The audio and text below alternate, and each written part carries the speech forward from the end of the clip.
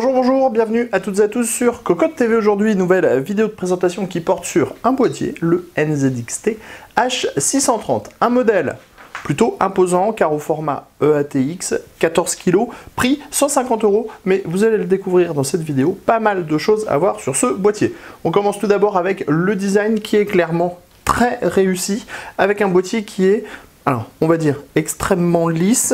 Et pourtant, ce n'est pas pour autant qu'il est très lisse. Alors, il est très travaillé parce qu'on a les deux mêmes formes, par exemple, sur le dessus, mais qui sont imbriquées à l'inverse. Et donc, ça donne un style vraiment très épuré à la chose. Et pourtant, c'est très travaillé. Avec le mélange de noir et de blanc, c'est encore mieux.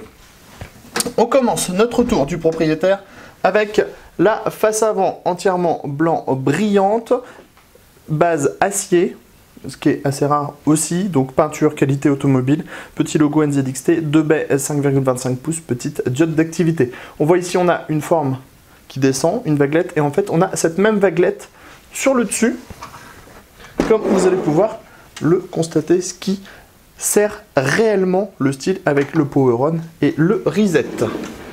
Sur le côté droit, on a les prises additionnelles et les différents connecteurs. On a un lecteur de carte SD, deux USB 2.0, deux USB 3.0, les entrées-sorties audio et le dispositif pour allumer les diodes à l'arrière du panneau arrière. Format curvé, donc qui reprend la forme incurvée d'ici mais à l'opposé. Panneau entièrement blanc en acier, peinture brillante, ouïe d'aération sur le côté, ouïe d'aération que l'on retrouve donc sur le premier côté, en haut, et on a de nouveau notre panneau entièrement blanc brillant avec une peinture de qualité. Allez, on se va à l'arrière. À l'arrière, on trouve un châssis qui ressemble à celui du Switch. Normal, on est sur la même base. On a donc un 140 mm derrière une grille design nid d'abeille.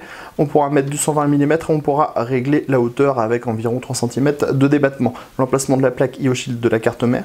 9 slots d'extension avec des caches ajourées qui sont noires pour trancher, bien sûr, avec le noir et le blanc. L'emplacement de l'alimentation dans le bas.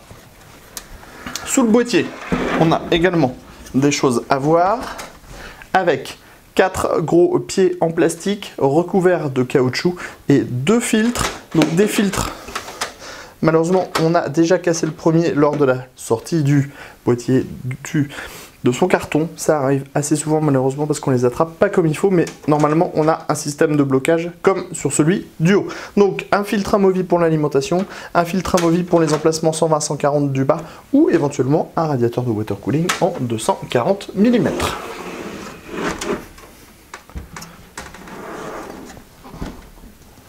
À l'intérieur maintenant, alors vous allez voir, l'ouverture est simple, 2 vis à main.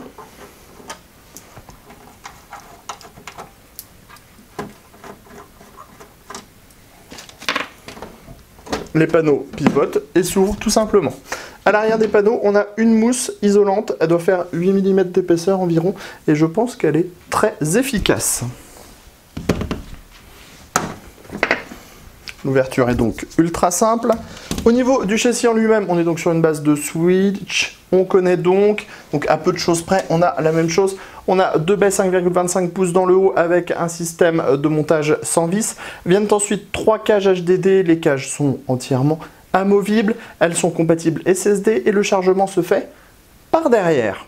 On a également 2 dispositifs pour ajouter 2 ventilateurs en 120 mm ou des ventilateurs en 140 mm et on pourra ajuster l'inclinaison pour pouvoir diriger le flux. À l'avant, 3 emplacements en 120 mm ou 2 emplacements en 140 mm ou 2 emplacements en 200 mm et un 200 mm est présent de base.